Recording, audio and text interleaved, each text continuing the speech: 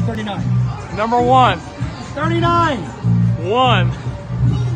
38. 37. 36. 35. 34. 33. 32. 31. 30. 29. 28. 27. 26.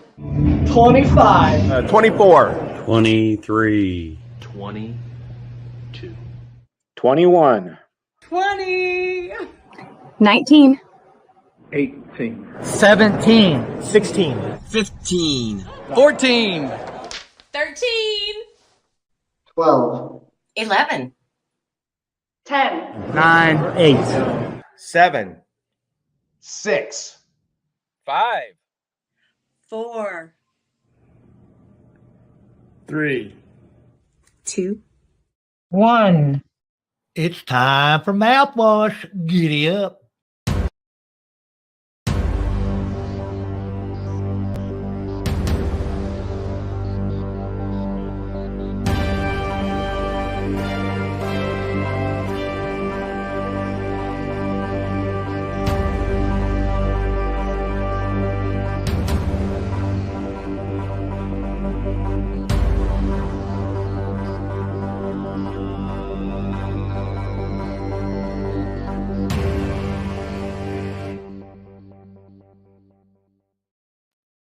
Hi, and welcome to the Mouthwash Talk Show, a minty fresh take on politics. And hey, I bet you're going, wow, John, you really look good tonight. Yeah, because I got a new camera that I put there on there, make a guy look better filter on my camera.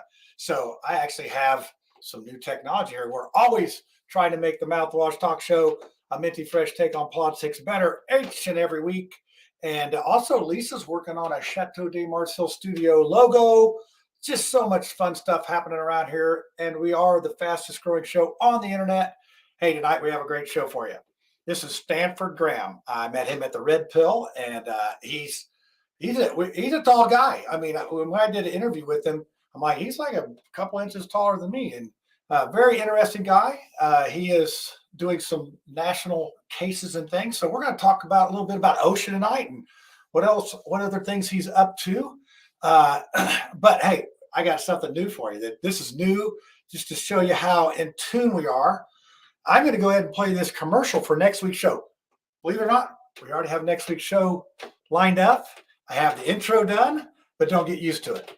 Don't get used to it because it'll probably never happen again. But I'm going to go ahead and roll this little commercial for next week's show. And then on the other side, we're going to have Stanford on, and we're going to get to know him a little bit. And then the panel is going to come on.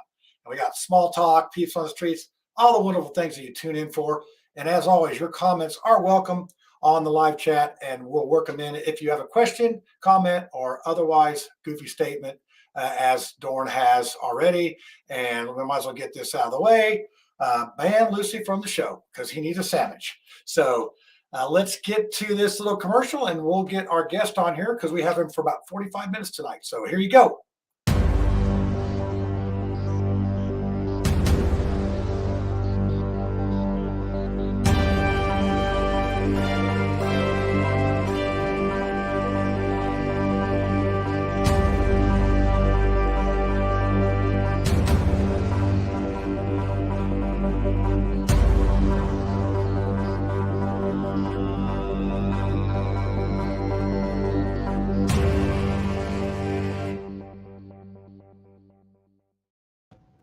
All right, and that show is going to be about the American flag banner that was painted on a diner up in Elwood, Indiana. And we have the artist and the owner of the diner coming on next week. We're going to talk about the flag and some other things. But hey, the business's hand is Stanford Graham. Stanford, how are you doing this evening? Hey, John, I'm doing well. Thank you very much. It's great to be with you. Yeah, so you're out in Utah or Colorado. I know you're on Mountain Time. Yeah, Utah. Utah. All right. Yeah, that's God's country out there. So, well, tell our viewers, because I'm pretty sure a lot of our viewers probably don't even know who Stanford Graham is. And I actually put on our preview, who is Stanford Graham? So tell us who Stanford Graham is. Former lawyer, actually, John, but co-founder of Prosecute Now, Prosecute Now is a platform. We have a very specific purpose of holding our state elected officials accountable for decisions they're making regarding some of the public health policies specifically over the last 2 years that they've perpetrated on the country and the world at large. We're an active, Prosecute Now is an active legal group. We pursue federal cases. For example, our team is the team that beat that threw down the travel mask mandate based on the decision that came out of the Central Federal District Court in Florida. We've represented members of Congress who have been sued in several states by rampant, I would say, maybe not rampant's the right word to use, but illogical Democrat private parties that have sought to prevent Republican members of the House of Representatives from being reelected, trying to keep them off their state reelection ballots under the disqualification clause of the United States Constitution. And we've been successful at a batting rate of a perfect batting average there, John, overcoming those. I should have had you on my case because they threw me off the ballot for not getting enough signatures to run as an independent. And I had all the signatures, I did. So well, you can imagine the disqualification clause was invoked by these defendant plaintiffs seeking to keep members of the House of Representatives from running for re-election based on some participation of some event that happened, alleged event that happened in Washington, D.C. on January 6th. Oh, yeah. So there's a lot of that going around these days. A lot of that going around. It seems a little bit viral. Yeah, I wouldn't use the word viral on here. We'll be banned on several social medias. Let's do this. I'm going to go ahead. We're going to do small talk tonight, because usually Mark's gets pushed back to the back of the show. But since he's a lawyer, you're used to be a lawyer. This would be a good one. And then on the other side, we're going to get the panel in here. I don't see Ed yet. But he said he was going to be scrambling. But hey, maybe by the time small talk's over, he'll be here. But you're sure going to get Lucy and Tiffany, and they'll have plenty of good questions for you. So let's look at this clip, and then we'll be back with our 2 out of 3 panels and maybe Ed. He's probably getting a ticket for Spirit Airlines. That government is best, which governs least. And that government, taken to its logical conclusion, that government is best, which governs not at all. And when people are ready for that government, that is the government they shall deserve. That's how Henry David Thoreau began the essay on civil disobedience. That's kind of like the attitude of people in the United States. They don't want government. Of course, they don't do a lot to protect themselves from the things that government then protects them from. Because you either have government or you don't. Without government, it's called anarchy. It can either be chaos in the streets, or it can be a commune, people cooperating with one another, not having to have anybody come in and tell them what to do. Or you have a sovereign authority of the state. You create a state. And that means sovereign authority is the authority in a society that can enforce its orders by violence. That's what you're talking about with the government. So you're being threatened with violence. Yeah, you go to jail. You can be fined. You can be tossed into prison. You'll be killed if you violate the wrong laws or the right ones, in some people's views. So how is it that today we have such a concern about the government have too much authority? And when you look at National Federation of Independent Businesses versus OSHA handed down in January, you think, wow, now we're fighting back against those agencies. Actually, OSHA had a regulation set and said in the workplace, people either had to be vaccinated or wear a mask and regularly test. It wasn't they were required to be vaccinated. Oh, you're in the workplace and you got to wear a mask. Well, actually, that's shown to restrict some of the spread of the contagion. And the dissent in the case pointed out that what OSHA had done was consistent with guidelines that had been set for them by Congress and cases that had construed those guidelines. But the majority said no, they wanted to get rid of government in the workplace. Now, realize, of course, in the past, we've had to have government to stop pollution because in the 1960s, people were dying from smog, like directly, or couldn't drink out of streams. Of course, you can't do that here in Indiana anyway. So we needed something like the EPA to step in. And the EPA was a product during a Republican administration. So what do we have now with OSHA? They set that limit, and of course you've got 3 justices on the court that said, gosh golly, that's right, we're for rolling back OSHA. And their testimony before the Senate Judiciary Committee should be part of our body of fiction for the last 5 years. It's excellent reading. This court will go down in history along the same lines as the Taney Court and the courts 1890 to 1920s. And history hasn't been kind to those courts. I'm Mark Small. This is Small Talk. This is August 9th, 2022. Peace. Have a good one. The cats are on strike. The cats are on strike. So I almost got it right there. And Ed, you made it just under the wire there. And Stanford, the joke is Mark had 3 kittens, and this is our 80th episode. And he had 3 kittens that would jump on the computer, for about the first 30 episodes, and then now they're gone. So we have a lot of guests, a lot of our viewers that are wondering where's the cat. So that's part of the inside joke we have here. So let's see how the panel's doing, and then we'll jump right into this discussion here. And I'll start with you, since it looks like you just ran in the door. Right? Gee, thanks. Yeah, I am kind of a little winded here, so I'm doing great. All right. Lucy, how is it going down there in your new palace I see there that you have behind you? Yeah, absolutely. It's a wonderful place. Stanford, we are so excited. I'm especially excited after having met you at the Red Pill Expo to ask you some really good questions. And I hear you may have to leave a little bit early. So, John, I'm just going to let you know right now, all that stuff that Mark Small said was BS. For the record, I'm an anarchist. And we can talk about that if Stanford has to leave early. I took notes. I took notes while Mark was talking. Okay, yeah, he covered a lot of bases there, and I'll be interested to see how we covered that with the questioning. And Tiffany, I see you got your popcorn ready to go, and you're ready to ask questions and all that. But how's it going up there in Fishers? I'm working in Fishers. Everything's great in the suburbs. I actually made the popcorn, got my pot out, my oil. So this is not microwave popcorn. It's probably as healthy as I can get it. So super excited about that. Homemaker. Yeah, right. Stanford, excited to have you on the show. I don't think I got to meet you at the Red Pill Expo, but it's good to have you with us. Thank you.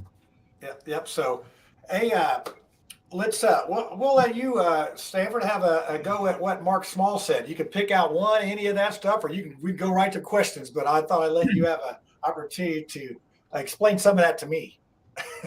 Well, we do have a perspective on that. I have a personal perspective on that. The OSHA, that court came out with a good decision, but the arguments from the AGs were flawed. The primary error they made was to adopt the language of the enemy, to adopt the language of the opposition, all throughout oral argument, all throughout the pleadings, except for ours. Our team put together an amicus brief that was submitted to the court. That was significant in the court's rationale. The word that everybody used in that case that had no factual premise is the word vaccine. They argued about the appropriateness of a vaccine, an injection that does not provide any immunity, that doesn't interrupt transmissibility or prevent infectivity. It doesn't meet any kind of definition of vaccine in any medical journal, in any medical dictionary. It doesn't meet any statutory definition of vaccine under the 1986 Vaccine Limited Liability Act. So that was our major problem with that case, is that the arguments were about the wrong thing. As a result of that, even though the court was able to find a sufficient basis to strike down OSHA's overreach, trying to become relevant in an area where they had no relevance and no authority from Congress to mandate these injections. We have a current case now to finish off these mandates, to deep six the balance of the injection mandates that remain against the healthcare workers. We have a case here in Utah, the federal district court in Utah, Griner versus Biden. We had oral arguments on that case on July 6th. The motion that was argued, that we argued, was a preliminary injunction to bring about the immediate termination of those injection mandates against healthcare workers. Of course, the Biden administration had filed a motion to dismiss. The judge refused to grant that motion from the bench, and it has now been a little over a month. So we are happily anticipating a very thorough written opinion from the judge, giving us a victory in this case. Number one, rejecting the Biden administration's motion to dismiss, and with hope, giving us even a partial approval on our motion for a preliminary injunction. Yeah. In either case, John, the decision of the court to dismiss or to deny the Biden administration's motion to dismiss will signal us for trial. The key element in our case is the very issue that we had a problem with. Everybody else, all the plaintiffs in the OSHA case, in front of the Supreme Court. The singular issue in the Griner versus Biden case is the factual distinction between a bioweapon injection, gene therapy medical treatment, versus that distinction. But the government argues that it's a vaccine. Our argument is that it's a gene therapy, a medical treatment, a bioweapon, and therefore unconstitutional to mandate. So we're anxiously anticipating the written opinion of the judge on those hearings. Yeah, well, you must admit it's a very creative way to get the vaccine mandated. I would say I never saw that coming through OSHA. So somebody was back in a dark room with cigar smoke and all that when they came up with this plot. Well, they took the same approach using the CDC trying to mandate the travel mask. The travel mask mandate, trying to mandate masks in all public transportation situations. Of course, we prevailed in that case. The CDC was way out over its skis. It violated the Administrative Procedures Act in promulgating the rules to effectuate that mandate from President Biden, President Mashed Potatoes. But in any event, we were able to stop the CDC's overreach in that particular case as well. So that's, I think, what they're struggling. The Biden administration has appealed that case, and what they're scared of, what they're afraid of, is the fact that the CDC's wings got clipped, and that the judiciary actually acted as a balance of power against this bloated executive branch. It seems like that there is plenty of battles, plenty of fronts to fight with our freedoms, and that's why I sort of put freedom fighter on the title of the show, because it is tough. It takes a lot of money. It takes a lot of you're dealing with a system that is in it for themselves. Which it's frustrating because you have to take your victories, and it seems like you've had some victories, but it just seems like it's like whack-a-mole. You get one taken care of and another one on there. So since Lucy is so excited and she even wore mouthwash shirts, you get to ask the first question. I am so excited about talking with Stanford and asking this question, because using the language of your enemies is it's so profound. People don't know, if they don't understand neurolinguistic programming, and the fact that we spell, when you're spelling, you're literally using words to create a spell, and people don't understand. We live in a culture. We live in a cult. And so that's really important. So my question for you is, I want to change the world. I'm one person. How do we as individuals find the leverage points, see those chinks in the armor, and then rip them apart? Perhaps we can use the Excalibur swords that so nicely frame you. But that's my question, is what do we do on an individual level that affects the change? Language is a fulcrum. If you know what a fulcrum is, it is a point of contact upon which centers of gravity shift. So language is a fulcrum, and in order to prevail, we don't need to actually cause a balance of power, say this one that's elevated, to actually descend, what we need to do is cause what David Martin would call a wobble effect. We need to create a shift in the center of gravity on the field of play. And one of the ways that we do that is very basic, is through the use of language. I mean, anybody who has studied the history of wars understands, well, particularly Thucydides. You may have heard me refer to Thucydides.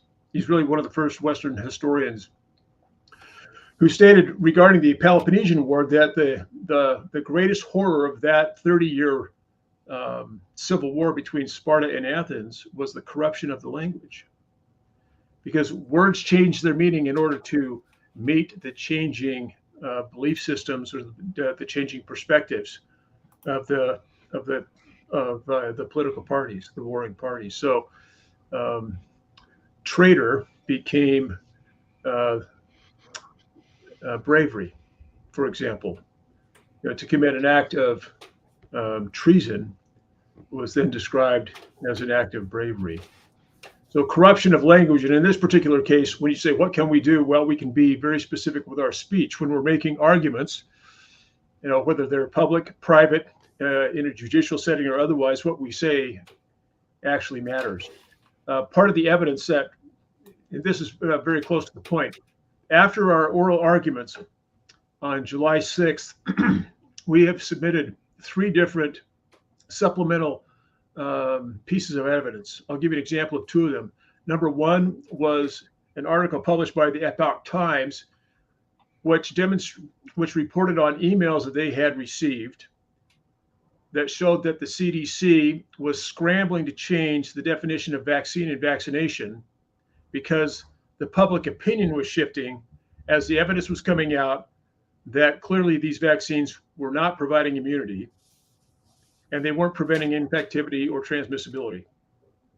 And so there was an effort and rabid communications between members on the CDC arguing and making a position, hurry up, let's change the definition on the website through as many channels as we can. We have to change the definition of the word vaccine and vaccination to more conform to the changing reality that the public is going to be experiencing, because if we don't do this, we're going to lose this fight. We're going to lose this initiative because they'll know that we're lying. So we have to change the meaning of the word. You got to move the goalpost.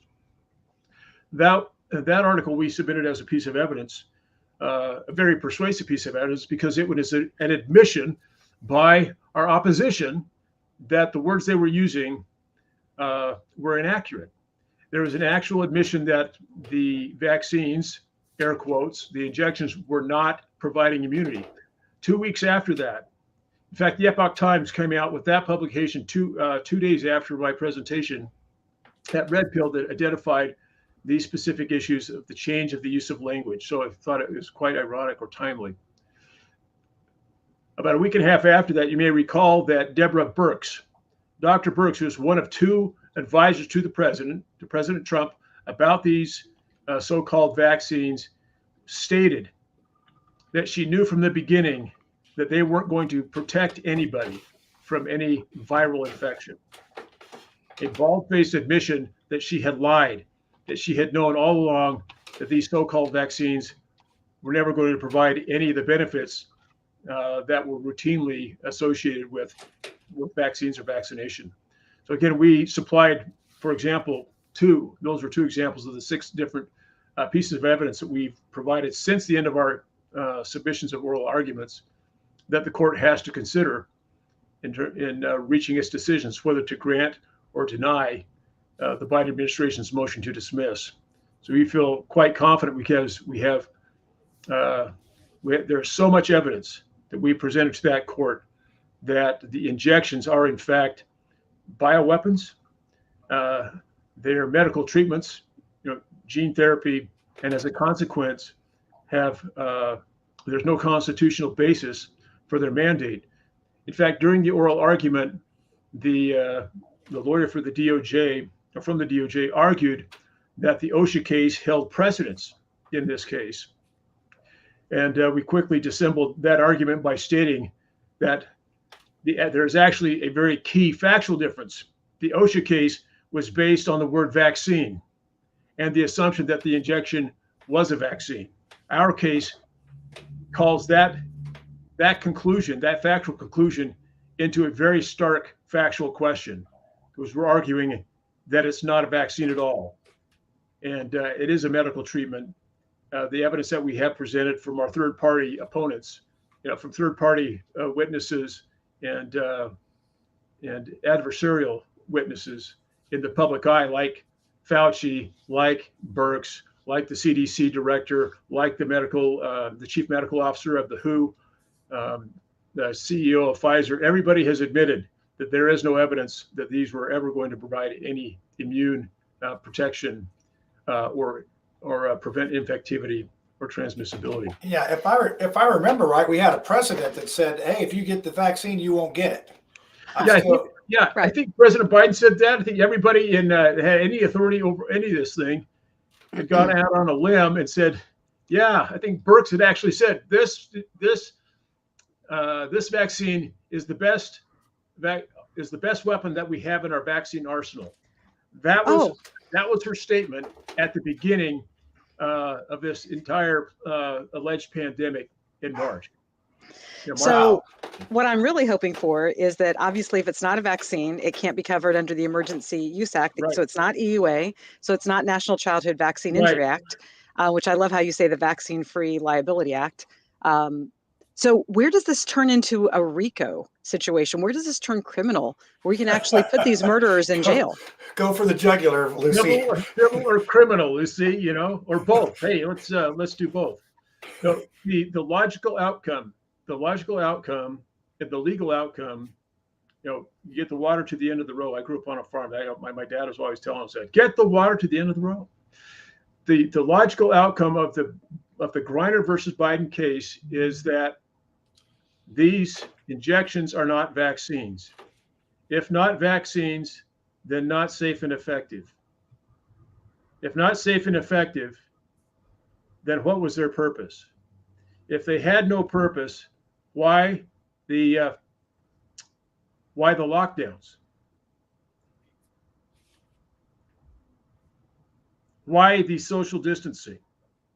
Why the interruption in our First Amendment constitutionally protected rights to assemble, to travel, to speak, to worship, to gather? It all comes apart on that one fulcrum of shifting that center of gravity from this is a vaccine to this is gene therapy. It's not constitutionally mandated. So, Mr. Graham, I love what you were just saying, and I loved how you were getting the water to the end of the row and giving different examples. And I was with you up until you mentioned the lockdown. And I think about, when you said, like, why get the vaccines?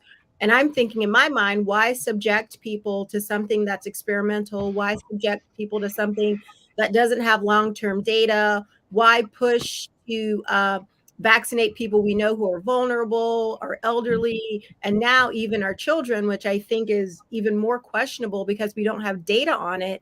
And, why would we subject people to a vaccine that's experimental, knowing that the pharmaceutical companies that produce them have immunity against the side effects? Why would we put so many people in harm's way when, in my mind, secluding people, staying 6 feet away, washing your hands, those things work. They even work during cold and flu season. So why would we have people take an experimental vaccine when there are just more organic things that can keep people healthy and safe in a workplace? I think that that's the miss. It's like, and I worked in the pharmaceutical industry for several years and sold lots of medicines and would have to go and visit doctors from time to time and say, oh, by the way, you remember when I told you this? Well, I was wrong. It's actually this because we've got more data. And we've had, we're always collecting information. So that was just my thing with the vaccine is that, like, there's not a ton of data and we're pushing it and the government's mandating it and people need it to keep their jobs. That's scary when there's not a whole lot of data. And now here we are, 2 years after the vaccine. And I'm wondering, where's OSHA on booster shots? I mean, because I think the average American's like, I guess probably people are 50-50 on getting boosted, but where's OSHA on booster shots? Well, again, those are all great questions, Tiffany. Great issues to raise, because the objective of Fauci, the written objective of the World Health Assembly and the World Health Organization is very clear. They've actually written this down. In 2005, in a very specific plan document, they stated that the 20th century was the century of treatment, medical treatments. The 21st century is the century of the vaccine. The objective of the machine that we're fighting against is to create a global population that is amenable to a global vaccine platform, so that it can be used for any alleged epidemic, pandemic. I don't know if you've checked out the definition of pandemic recently on the World Health Organization's pandemic preparation page. Mm-mm. And in 2003, that definition actually included quantitative and qualitative metrics by which pandemics could be measured. That definition was changed 6 years later in 2009 to remove any quantitative data about how the WHO would reach a conclusion that a particular viral outbreak had reached a pandemic level, and therefore could make a global statement that the existing virus, the new virus, presented a pandemic, which then puts into place all kinds of powers that it has, and obviously puts into place in the minds of some deranged people the powers that they think they have. Take a look at the actions of governors and mayors that have been made across this country to absolutely destroy cities and states. But the point is this, that the 2009 definition of pandemic, according to the World Health Organization, was an outbreak of a virus to which humans had no natural immunity. Wow. That's the definition. No quantitative metrics necessary. So where do you think we can find, I don't know, viruses to which humans have no natural immunity? Given what we know now about the data download between the Wuhan lab and Ralph Barrick at the University of North Carolina at Chapel Hill, we can create them. They're software now, easily created. That's what our this coronavirus is a man-made, manufactured virus. It's like it's a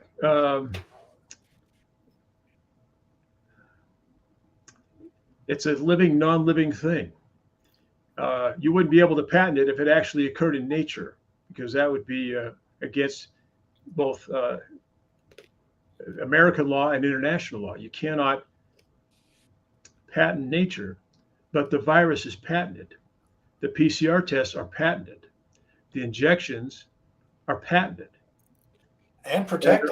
Protected from being sued. So it's signed, sealed, and delivered. So Ed, I see you in deep thought there. So you better have something good. It's sort of like raiding Trump's house. You better have something good. I want to go kind of a little bit different direction, and that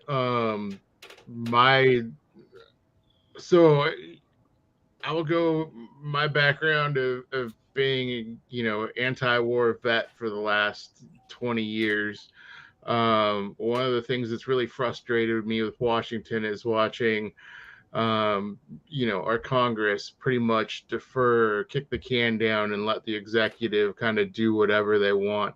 And a lot of what they've let the White House kind of get away, and we're talking both parties. I'm not going after one or the other right now. This issue, we're talking about Biden, but where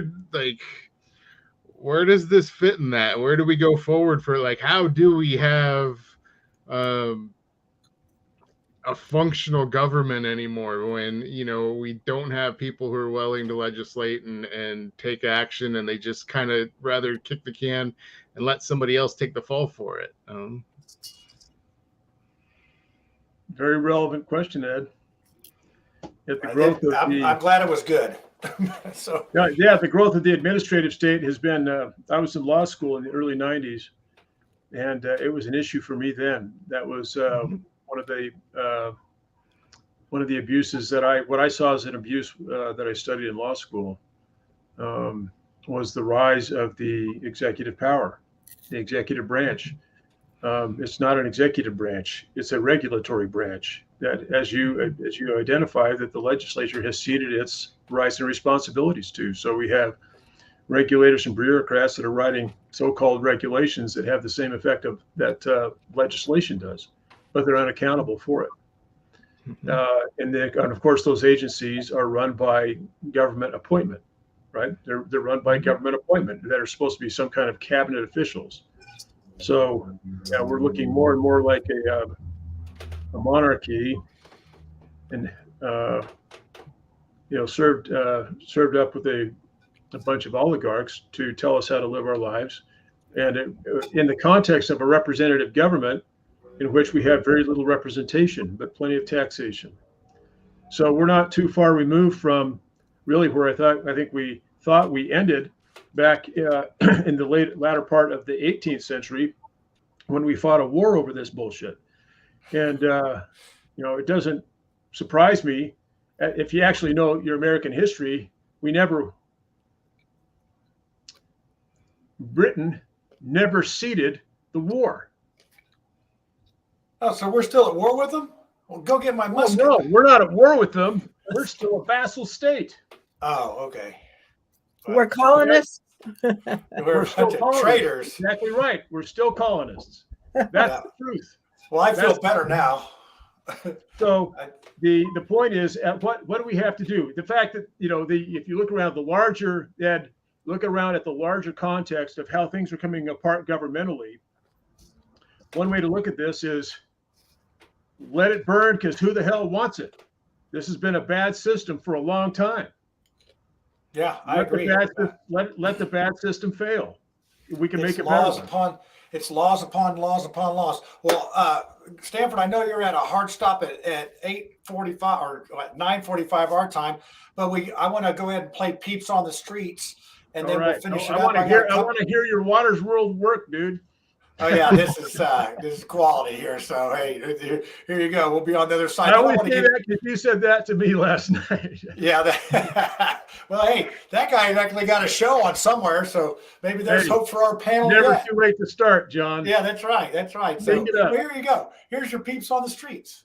Hi, this is John Schmitz for the Mouthwash Talk Show, a minty fresh take on politics, and I'm here somewhere in Missouri, I think near Springfield, Missouri, at a Redmond's gift shop stop, and they have like free chocolate and everything. So I thought I'd stop in here to see what the peeps on the streets have to say about OSHA.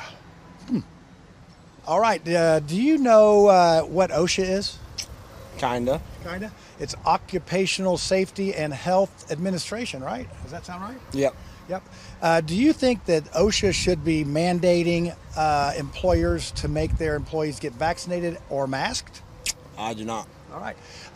Do you think our government has too much control over us, not enough control over us, or just about right? A little too much, I think. All right, thank you. Do you know what OSHA is? Yep. All right, do you know what it stands for? Yep.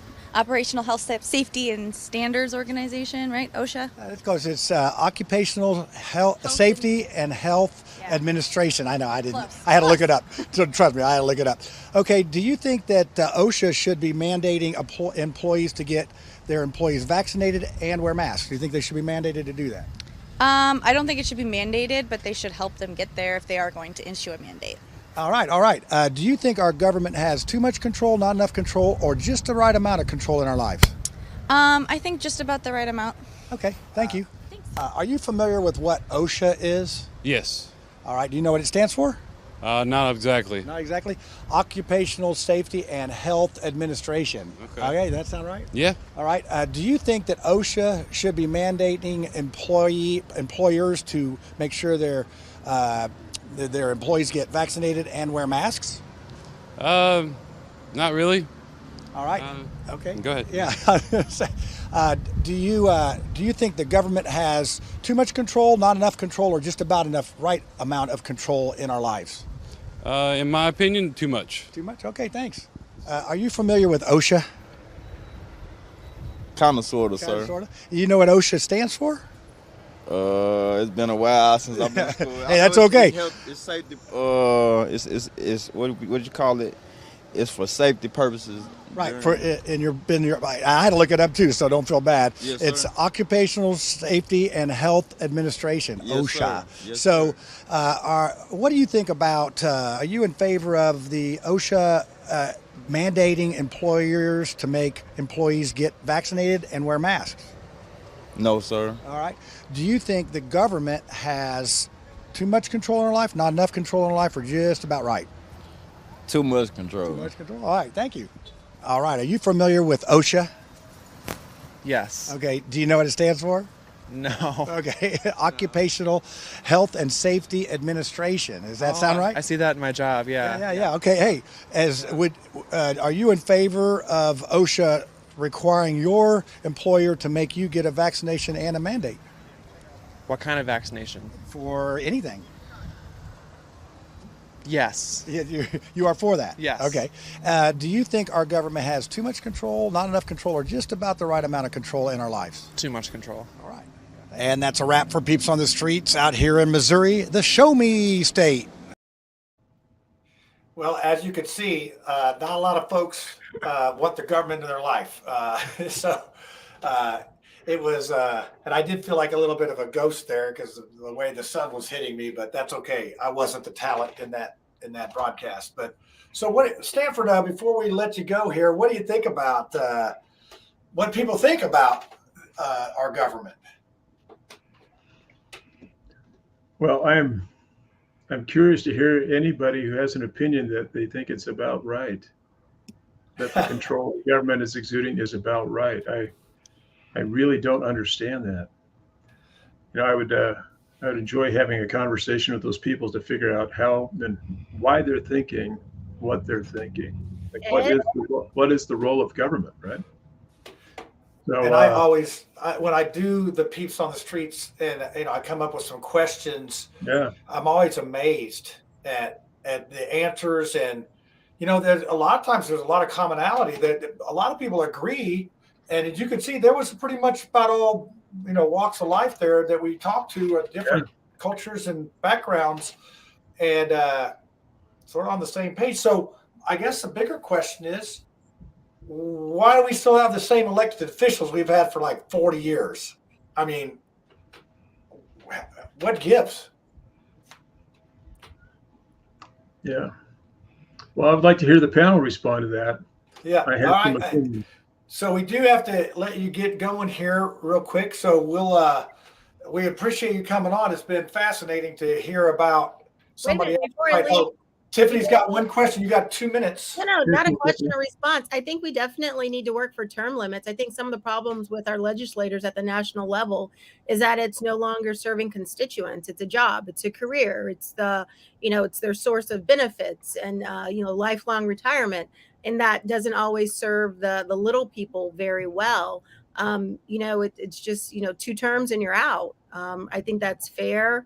2 terms could even be too long for some people, but I just think that, either you just have to accept that nobody's going to be the old guy when you get into the office. Nobody's going to have 20 or 30 years of experience. Everybody, every 2 years is, every 2 cycles, no one's going to have more than 12 years of experience. And that's where we are as a country because, people change, ideas change, population shift, demographic shifts, people die, we lose people, and, we lose different thoughts and, ideas that people subscribe to. And you can have somebody who is so old that they no longer reflect current thoughts and popular beliefs in the way that people live their lives.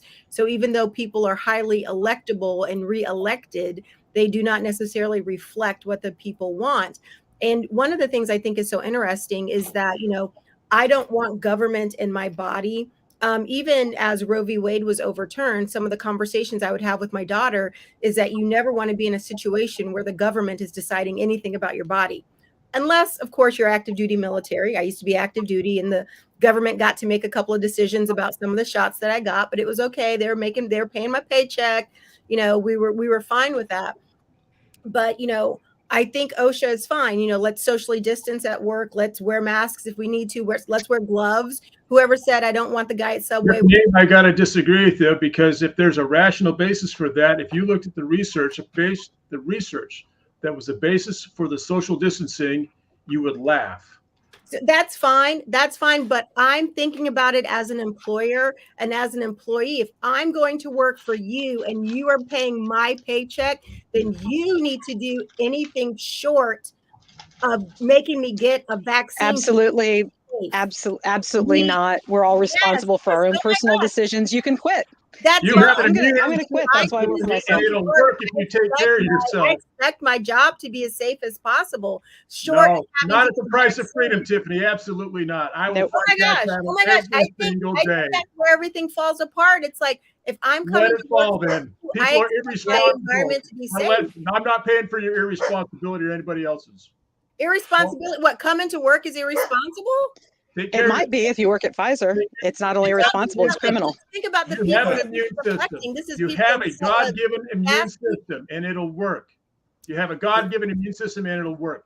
Hey, I'm with you 100%. You take a look at the government's history of manipulation of people in the name of science and medicine, and try to make a cogent argument to me based on facts and rationality that the government can be trusted with anything having to do with human life. Dude, Okay, all right. We're gonna have to we're waving the white flag here. Waving the white flag. I got you have to assume some type of responsibility between employer, employee, and customer once you get into that workplace. I mean, let's talk. Let's definitely have a conversation. But there are definitely, I'm with you 100% on not having mandated vaccines in the workplace. I'm with you 100%. But we also have to think about what can we do to protect people in the workplace. Gloves, work What boots. part of this vaccine of social distancing protected people? Do you just throw everything out? Are you throwing Nothing we everything did out? protected anybody. Nothing we did protected anybody. Gloves, nothing. Masks, goggles. None of it worked. What you're saying is that none of it worked. All right, I'm gonna let's just great to be with you, John. all right. Tiffany. You know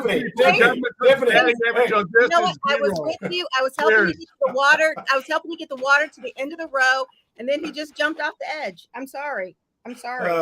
Well, that was ambushing a guy in his last 2 minutes there. So, but I think that was interesting. But there's that is how a lot of people feel. I mean, there's some people feel that this is the way things are, and other people think you're taking my freedom. And somewhere we have to meet in the middle. And I'll put me out here now. So put you up here, Tiffany. No, we don't have to meet in the middle, because in the middle necessarily makes somebody think that I've somehow got to give up my freedom and my rights. No, it's just like, oh gosh, what is the guy that said, never split the difference? We should have that author on the show. He's an FBI negotiator. Everybody wants to split the difference. You want to buy your house for 100? I want to give you 95. Everybody says 97.5. No, that's not how rights work. No, I don't give up any of my rights. I don't have to compromise with you, and I will not compromise with you, because every time I compromise with you, it weakens my position, and it creates a precedent that allows you to take more of my rights. So no, there is no meet in the middle. I'm really curious here, and I'd love to watching Tiffany get fired up there. But one of my questions, and I would love to have a follow-up if he watches this, how many of the over 500 employee, how many of the large companies actually fought against this or were on his side? Because again, and I'm going to go back to Congress kicking the can down the road and letting the executive. You also had a lot of big companies who were more than happy to let the government take the fall for it, rather than, they did not want to have to do it themselves, and they could point to the government and say, hey, it's required. But at the same time, you've got a large company where they're trying to manage who's going to come to work and who isn't. And so the large companies, The large companies were incentivized with a ton of cash to do exactly what the government said. And a perfect example of that is if I present to an ER with pneumonia, there's a $13,000 reimbursement. If they get a positive COVID test out of me, it's a $39,000 reimbursement. If they intubate me, it's another cash incentive. And if they give you remdesivir, whatever your medical bill ended up being, there was a 30% increase. And we know that people that got 7 days of remdesivir died at a 60% higher rate than people that got no remdesivir at all. So the financial incentives were there. The medical end of it. I'm talking about industry. I'm talking about in manufacturing. Yeah, there were incentives there too. So. I was just pointing out the very most egregious ones, because the incentives in the other industries where you get to keep your doors open and law enforcement, remember we're talking about language tonight. We no longer have peace officers. We now have LEO. We have law enforcement officers. We have people who are willing to enforce laws. Every law that is on the books is enforced at the point of the gun. And this is something that Mark Small said, we have a monopoly on violence. That's what the state is. So the state can make these proclamations and they can send out your fellow citizens who are willing to kill you because some other guy told them that they should.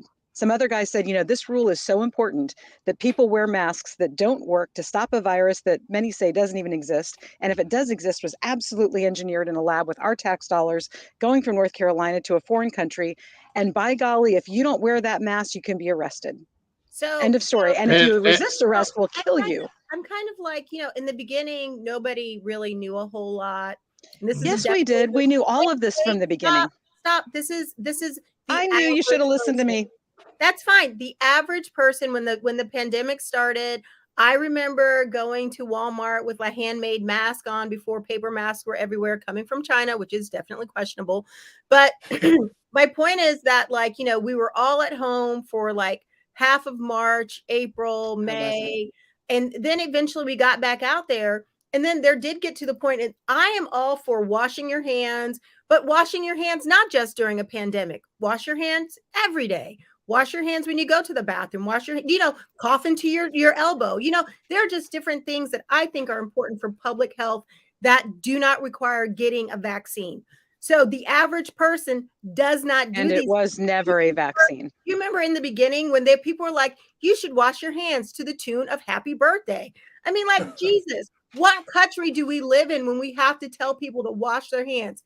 If the average American is that dense that they're not washing their hands when they do things, when they come from the bathroom, then you have to assume that's where our level of public health, our level of preventing disease spread is. So a lot of what we did was geared to the lowest level. So I do not have a problem with having people wear masks in the workplace, having people socially distance in the workplace, because why are you okay with having people do things that are not effective? No, there's scientific evidence that those are not effective. So why would you try and force people to do something that's not effective? If I told you that you hopping down on your right foot over and over and over again stops it. These are the same people who do not wash their hands when they. The average American is stupid. Stop. Yes. You say nothing. You talk too much and say nothing. If we have to tell them to wash their hands, then we do have to tell them to socially distance and wear masks. Because none of that works. When they're in the workplace. If you're going to tell them to do things that don't work, then make up arbitrary things of other natures. If you get a little bit of heart, your heart will be okay. Yeah, that's it. You won't get myocarditis if you just do this after the vaccine. You have to understand. Okay, ladies. Let's you redirect. have to ask people to do these things. There was no science. There was no science to support any of that. They were steel-toed shoes. They were aprons to prevent, germs and debris going onto them. So you have to understand. And a lot of that is just theater. Level of human functioning in America.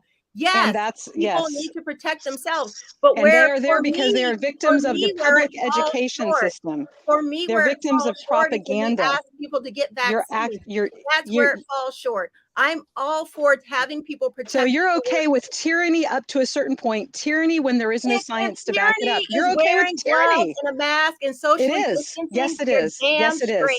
You're okay. Well, we all know you're a tyrant. Tyranny. You're a tyrant. Tyranny right here. It is tyranny. Yes. All right, Ed. Let's let Ed talk for a second. Let's let Ed talk. Tiffany, let's let Ed talk for a second. And then we got to address something that people that are hating on me a little bit. So, hey, I know you're excited to see that. So, Ed, what do you think? Because I see both the sides here, and they're just sort of like talking to over each other a little bit. So there's a funny part of it is that, especially when Lucy talks about the law enforcement up here, especially depending on what county you're in, it was selective law enforcement. Some people are going to enforce it, some people weren't. It was really interesting to see how law enforcement sheriffs quickly stepped in to put their foot on whether or not they were going to enforce it or not. Again, I'll go back to being at Lowe's at the time, which was really interesting because we were supposed to be in lockdown. Kids were supposed to be out of school. They're shutting down schools to protect kids. And yet you had all these people coming in, flooding in because there was nothing else open. And I remember, we're talking about masks here. I remember wiping down appliances. You would have stuff that was wiped down at the beginning of the day, perfectly clean, with fingertips just smudged all over it from people. And I'm like, we're in the middle of the pandemic. You're supposed to be protecting yourself. And these people are in here wiping their hands all over it. And so I kind of fall in the middle between Lucy and Tiffany here. But I do. Of course you do. You're right there in the middle. Yeah, I'm always kind of right there in the middle. Again, I think to me, the big picture always comes to kicking the can down the road in this whole thing. And it was, like I said, we like to point to the top, and whether it was Biden, whether it was Trump, we like to point and say, oh, that guy.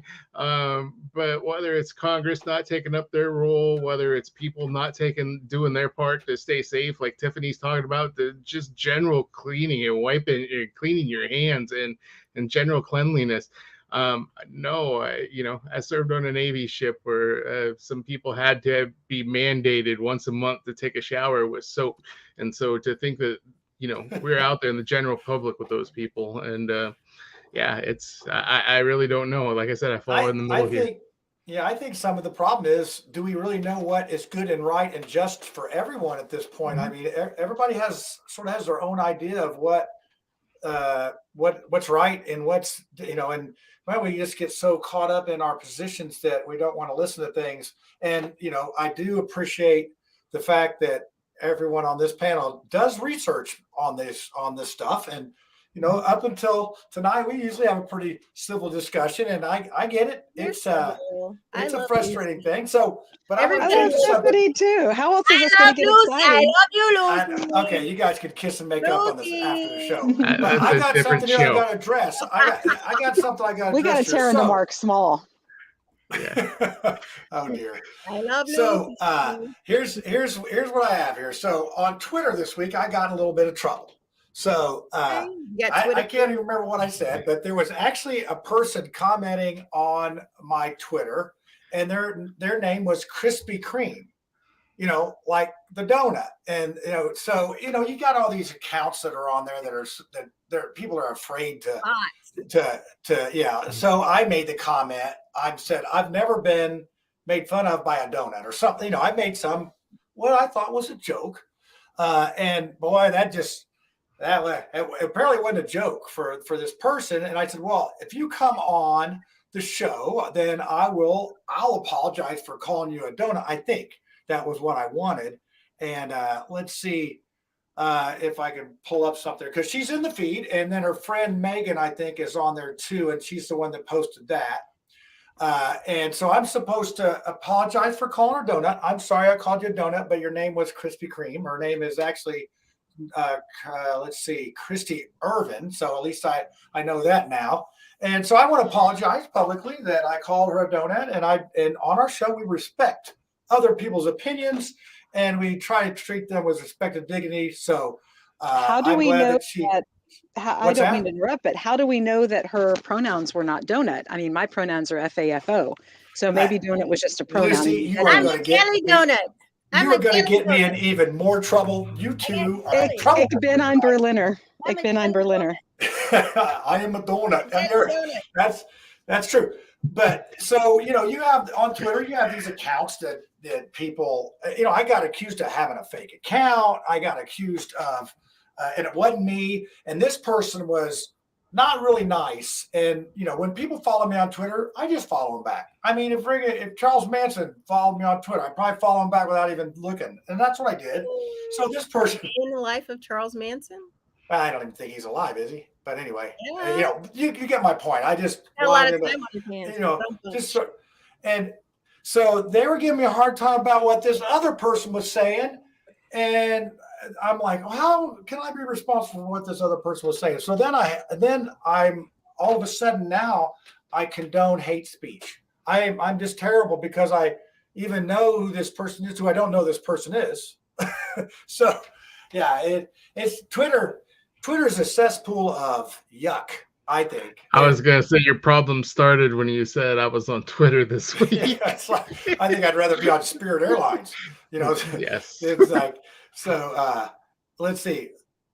So this is Christy is in there because you follow nothing but troll accounts that hate speech. Now, okay, I'm going to address this because she said that. So you know what I did? I went on there. I unfollowed this guy. I was like, what? Hey, if this guy's got hate speech, I'm not hard-headed. I'm easy to get along with. You guys seem to like me. You come back every week for this silly show and don't get paid anything. So, yeah, Tiffany, you need to be nice to Stanford because he was talking about getting some sponsorship for us. I love Stanford. I thought he was great. I even called him Mr. Stanford or Mr. Graham. I called him Mr. something. I've never known anybody named Stanford on their first. Oh my God. I met Oprah's boyfriend and his name is Stanford. I took a picture with him. Look out. Oh, really? I'm sure Oprah probably accused you of hitting on him or something, probably. I thought his name was Stedman. Oops, yeah, sorry. Stedman. Yeah. And I'm glad nobody's fact checking this show.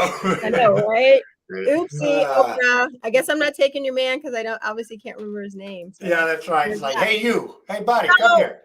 So I'm kind of confused as to how this Christy Irvin is like hijacking the show, man. John, I'm disappointed. You let her. But hey, I'm glad we got some. Hey, we finally got some people on the show that are controversy sells. Yeah, well, and we've been trying to get people on the left. Like a terrorist. She showed up with like a bomb on her vest, and then all of a sudden you gave her the show, man. You follow who you want to follow. I thought we put her on too. I don't think she thought it was serious. You do what you want to do, boo. You're good. It's easy to hate somebody on social media, but when you come to them face to face, and as goofy as I am, I'm hard to hate when you're around me and stuff. So hey, are you hard to hate? I don't know, maybe. I give plenty of reasons for that. Sounds like some stuff you'd see in like a Tinder profile. Yeah, well, here you go. There's a perfect example. This is why don't I like free speech? I guess you is me. I like it. Okay. Well, I don't. Because you're old school. Because you're old school. Because you grew up in the 90s and it was like 10 cents a minute. Come on. The 90s. That'd be the 70s, Tiffany. The 70s. The 90s. I'd be listening to Nickelback and. I think this Christy Irvin person, she just had two 50s and went right on into the 70s. This girl had two 50s and went right on into the 70s. Right? Yeah. Well, I hate to admit this, but Christy Irvin's the first person to ever give me Krispy Kreme donuts in Las Vegas, and that is a true fact. She spelled the name a little bit different, last name, but still Christy Irvin. Are you sure those were donuts? Yes. Hey, Ed. Christy? Hey, Ed. Ed, you never forget your first, right? Never. Nope.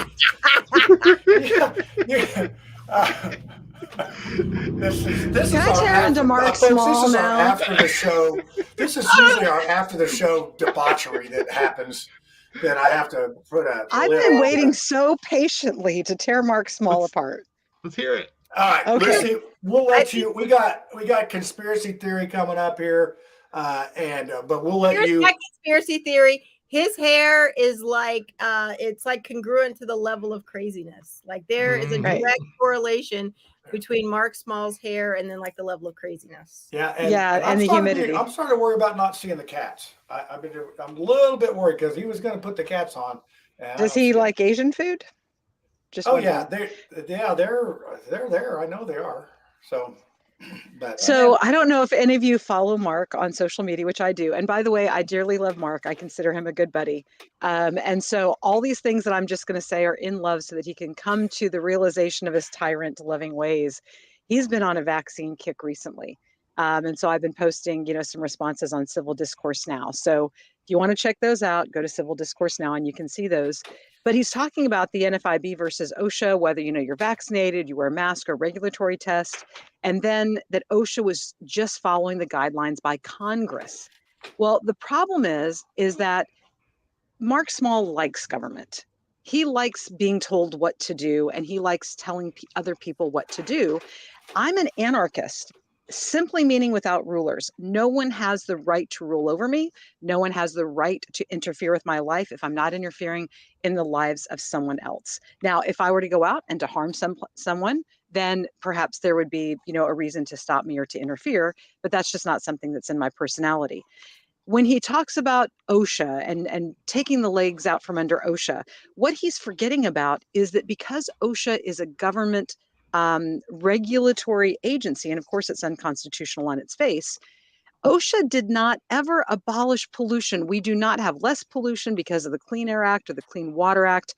All the government regulations did was enshrine how much you are allowed to pollute. And case in point, when I was only 19 years old, 20 years old, I worked at the Belmont wastewater treatment plant on the south side of Indianapolis. Our environmental scientists were extremely frustrated because we had, I think it was Riley's. It was like a smelting plant of some kind and chemical plant, Riley's Chemical. They were dumping so many chemicals into the Indianapolis water supply that it was costing about $300,000 a day for Belmont to fix that problem. The problem is that the enforcement arm had decided that a $25,000 a day maximum fine could be enacted. So there is an incentive, right, to put into the water, shove the $300,000 cost onto Indianapolis water customers, and then only have a $25,000 thing. So as a libertarian in a libertarian society, that would be a matter of trespass. So we would require that not only they not pollute at all in the first place, because it would be a trespass, but also that any trespass would be abated, and you would get that in a court of law. So government enshrines how much criminality you're allowed to have. Government enshrines how much pollution you're allowed to have.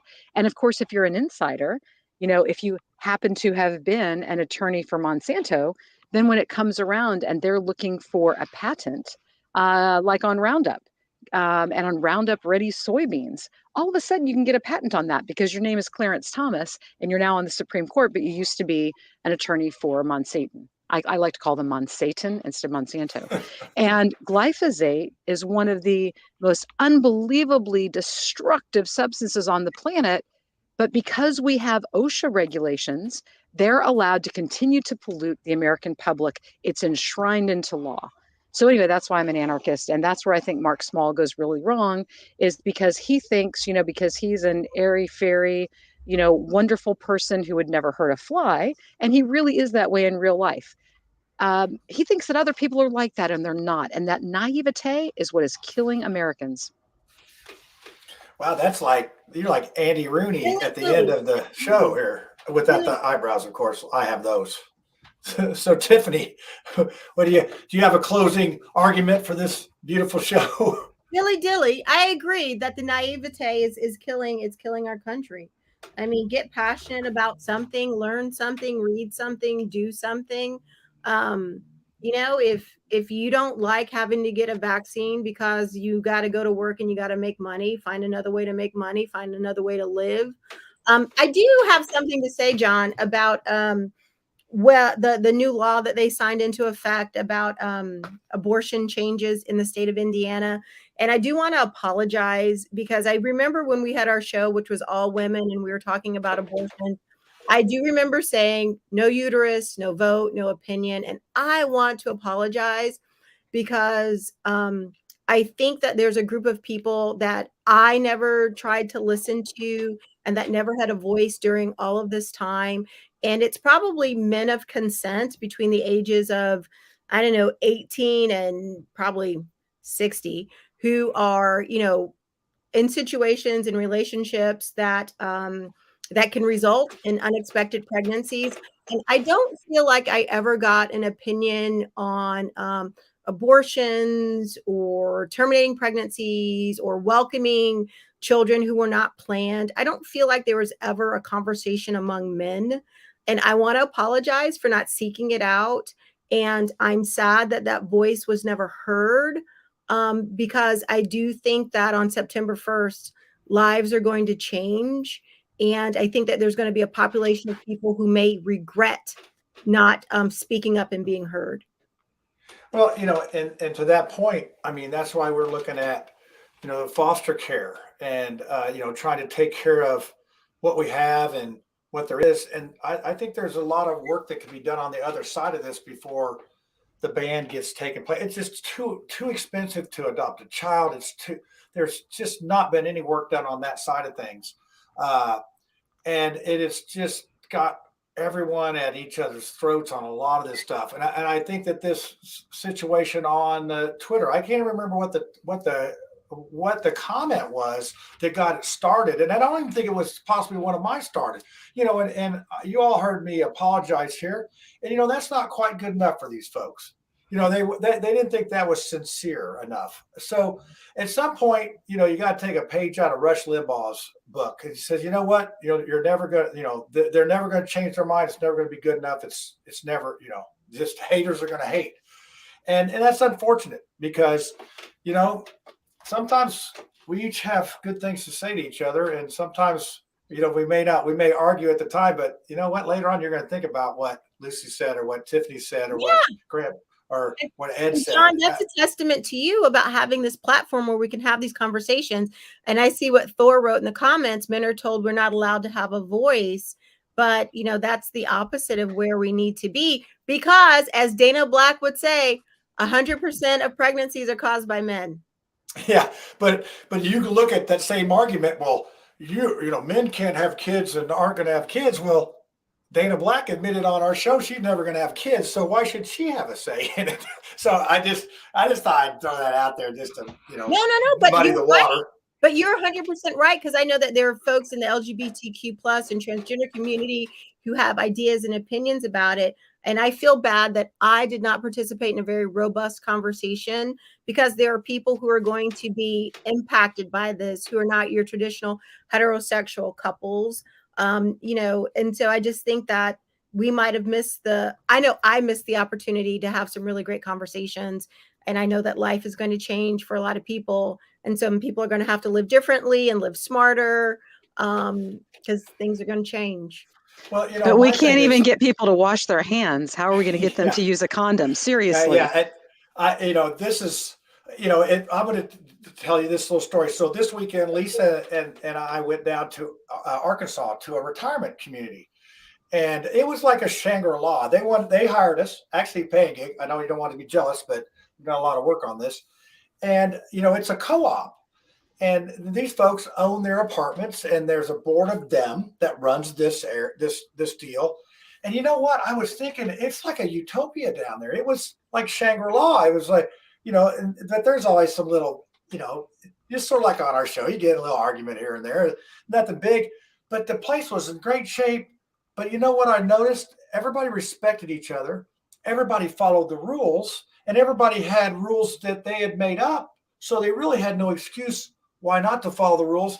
And I'm thinking, why don't we have a government like this? Why do we have so much distrust in our government right now? Why do we have arguments about a vaccine, whether it works or not works? Why do we have an argument about how our elections may or may not be this or that? To me, losing trust and faith in the government, as you saw on Peeps on the Streets, people don't want government control. Hey, John, I can lay it out for you. Go start reading the Trilateral Commission report, Agenda 2030, Agenda 2023. This is all about money and control. The Great Reset. Yeah. Yeah. To me, it's like, why do we, and it's, I think, we look at how many billionaires, and I don't think we'll probably have a trillionaire at some point in our lifetimes that we will get there. Mm-hmm. But we, with it's like inflation, John Wayne we're all said, going to be trillionaires. yeah. It's going to take that to buy a loaf of bread. But yeah, it is very, very interesting what times we're in. And I hope that we can get people to step up. What do you got there, Tiffany? And then we're going to go to conspiracy theory. It sounds like you're at a very utopian society. Could it be perhaps you were at a nudist colony? I don't think I would have. There was a couple people there that were 100. I don't think I want to see that. No offense to those people that are 100. That's the group right there. It's never 20 or 30-year-olds. It's people who are like, 80 plus. This is how I came into the world, and this is how I'm going out. Yeah, well, wave your hands in the air like you just don't care. Hey, if everybody's not wearing clothes, they probably got it together. They'll be healthier. They'll have more skin exposed and more vitamin D. Yeah, they'll be healthier. Positives, and they'll be saving money on clothes. I'll tell you what, they definitely were against wearing a mask. So I'm just saying that. Hey, but before we check into conspiracy theory, I'm just following comments here, and I gotta ask, Lucy, do you shave your eyebrows? I do not. I think that because I'm of a certain age, that my thyroid is probably low. I haven't had it checked, but one of the first signs of thyroid problems is, that they start to get a little bit sparse. So I lack the charm of John's bushy eyebrows. Yeah, that's how I know to get a haircut when I can't like see Andy anymore. Rooney over there. I'm going to start doing that. Well, you know what I hate? I hate going to the airport and having to check my bag, and then they go through it. I hate that. I'm going to start doing it, Andy Rooney. I'm getting old and crotchety just enough to do it. You're going to start? I thought you already started. Then I'll be Paul Harvey in the rest of the story. Hey, I think, as much as we love conspiracy theory, I think we need to have like the after hours, just like segue at night at 10 o'clock. We just click into just chat and conversation and answering questions from the chat. You know what? If you can be Andy Rooney and you guys can be everybody else, I'm going to be Oprah, and I'm going to give you some real talk right now. Why did I have a Bigfoot try to come back into the commune? It's like, dude, you were caught and released. They just can't stay away. I know. Yes, exactly. Just because you were able to get over the fence and under the barbed wire and you can't come back. Was his name Stedman or Stanford? I know, right? They were twins. Actually, you smart ass. All right, save You've it. been released back into the wild. You cannot come back. All right. Well, you can tell us more after the conspiracy theory. Getting ready to go here. So let's do it. I actually got one. It's gonna be it's gonna be interesting. So here you go. Let's get this going. Well, that ain't it. I gotta push the button. Come on. There it is. Hey y'all, it's time for the conspiracy theory, so you better get your tinfoil hat out and let's see what's going on this week. Wow, I almost couldn't find my tinfoil hat there for a second and couldn't. I'm going to have to make that intro a little bit longer, I think. so let's see. Let's get the girls on. Yeah, you can go first, Tiffany. You can just keep going on your Bigfoot there, maybe. I don't know. Fantastic. No, I want to transition over to why some animals eat their young. So, and I think that it's a complete conspiracy theory that like humans should not do the same. So my daughter is 20, probably cannot eat her right now. It'd probably be more of like a pig roast kind of situation. But I'm convinced that as they get older, they do things that make you want to push them out of the nest.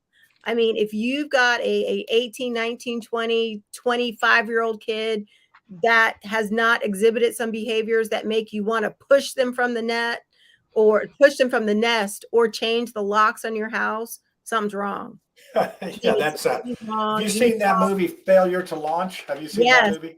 Yes, because I'm telling you that we'll get Michaela back down to college really soon, but like right now, like I would probably like give her a piggyback ride, down 59 to get her where she needs to be. And I'd probably pull her stuff in a wagon, like that red radio flyer wagon that I got her when she was 3 for trick-or-treating. Like I would put her stuff in the wagon, pull the wagon and carry her and get her to college. So I just think that it's a natural thing so that parent and children can separate, where their brains just kind of give it off this frequency that says, set me loose. And our parents, we got to set them loose.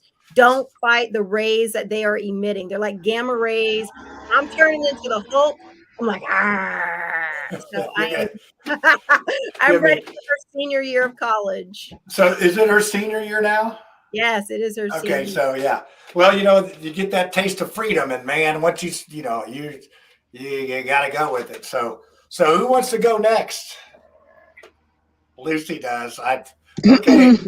All right. I always want to go next, or first or last. Just let me start talking. So, of course, my current conspiracy theory has to do with Bill Gates.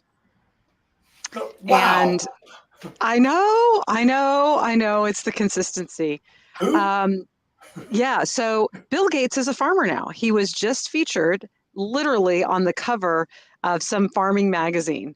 And so Bill Gates is in league with China to buy up all of the farmland in the U.S. that they can, which is why Ron DeSantis, the governor in Florida, has come out and said no foreign, states are going to be able to buy into our farmland. And Kristi Noem from South Dakota is very unhappy that the Chinese bought 300 acres just a few miles from an Air Force base.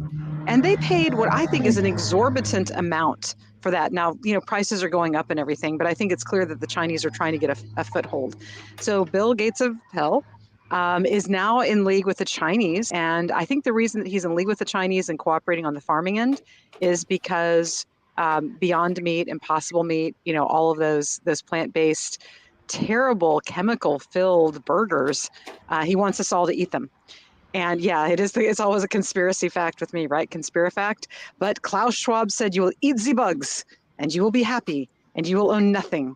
And that's Agenda 2030. So for those of you who haven't read, you haven't gone to the World Economic Forum and don't understand Event 201 and the cyber pandemic dry runs that they've had where they literally figured out how to hack and, lock us down again, all that stuff. Anyway, I'm starting to ramble, but again, it's all Bill Gates' fault. That poor guy. Either he's all this is true, and if you've ever, he's sort of a creepy dude anyway. So I'm gonna probably believe you instead of him. How's that? But we didn't raid his house, even though he's been to Epstein Island something like 17 times. Oh yeah. So hey, I'm getting ready to cover a little bit of that raid. I got some inside information, but Ed, what do you have there, Mister? I couldn't find my tinfoil hat. We're just glad to have you on the show. You don't have a gum wrapper? Oh, wait. Oh, crap. It's blue. But here, look. I will do this just for you guys. How's that? That works? You're protecting, You can still get the raise. You can still get the raise just for that. Protecting the pineal gland. Yep. Protecting that third eye. There you go. Yes. So it's been thrown up. I do not have a conspiracy this week. I am with Lucy, though. The whole Monsanto thing, and especially when Bill Gates got tied into investing into them. Yeah. Can't say enough there. But I want to give a shout out to Thor, because Thor said his conspiracy is Ed's buying him breakfast at Pancake House on Saturday. That is not true, Thor. But every Tuesday, you hit me up. Pancake House on 933 here in South Bend. Hit me up. You come up. I will buy you breakfast. We have a Christian. We have a Christian networking group that meets every Tuesday at 8 a.m. at Pancake House, and you're more than welcome to join us. And I might not buy you breakfast, but they will. So come on up. If you could have free breakfast if you could run fast. So yes. That's how that works. That reminds me of in college. So can I get pancakes? Pancake, yeah. Pancake House serves all kinds of stuff, yeah. So who is outside with cars driving by? I mean, like who? It was getting hot here, man. My fans shut off. His studio. We don't want the blue sweating off of him. We want to stick on there. That's good. So Lucy was alluding to my conspiracy a little bit there. That Trump's house just got raided. And I don't know if you heard about the safe that they actually went into his personal safe. Now, I don't know about that part being true or false or otherwise, but I did hear what they found in there. You know what they found? Jimmy Hoffa's ashes, and I have no idea how they got in Trump's safe. He maybe bought them at a black market auction or whatever, but that's what they found, and you just wait. It's going to come out. And I don't know what kind of crime that is, but maybe he's got something to do with Jimmy Hoffa's disappearing back in the day. So, he was from New York, hey. Well, maybe he stole it from the White House. I'm sure there's a collection of artifacts in there that you're not supposed to take. Maybe he probably got the statue of somebody that's in there. I don't know. How is Geraldo not there to cover it? I know. Well, maybe hey, work for him. Maybe that's what we should do. We should do a fake Jimmy Hoffa where he's buried vault thing, and that'll launch us into fame and fortune. Since I am doing a pretty good job getting people on Twitter not liking me. Oh, I know where Jimmy Hoffa is. He's in my backyard under the deck. Let's demo the deck. Put a concrete pad dig down 7 inches. Put in and see if we can find him. And if we can't find him, we'll just fill it in with some rocks and a concrete patio. Oh yeah, that's a good one. That breakfast being bought might happen sooner than that. So we could do that. In my backyard. I want to invite anybody who does any yard remodeling or landscaping to come look for Jimmy Hoffa in my yard. If we do not find him, we'll just simply do some landscaping. Yeah. So here's Dort's theory. He's visitor end zone of Giant Stadium. So there you go. We even got our people doing conspiracies on all that. So all right. Hey, folks, if you want to hide a body somewhere no one's ever going to visit, put it in the end zone at Giant Stadium. So yeah. Wow. Yeah. And I know with football season coming up, for my bedroom. For my bedroom. Oh wow. On that note. Okay. Well, let's see. Look at the time. Look at the time. Okay, it's time to go. We'll see you next week. Tune in. We're going to talk about the diner up in Elwood and talk about the American flag. See if we can't ruffle some more feathers on the eagle and all that. So, thanks for tuning in, everybody. Share us. Share our friends around, and those folks on Twitter. Sincerely sorry that I offended you somehow, and we'll see what I can do this week to make it up to you. How's that? My country 'tis of thee. Yeah. Yeah. All right. Adios.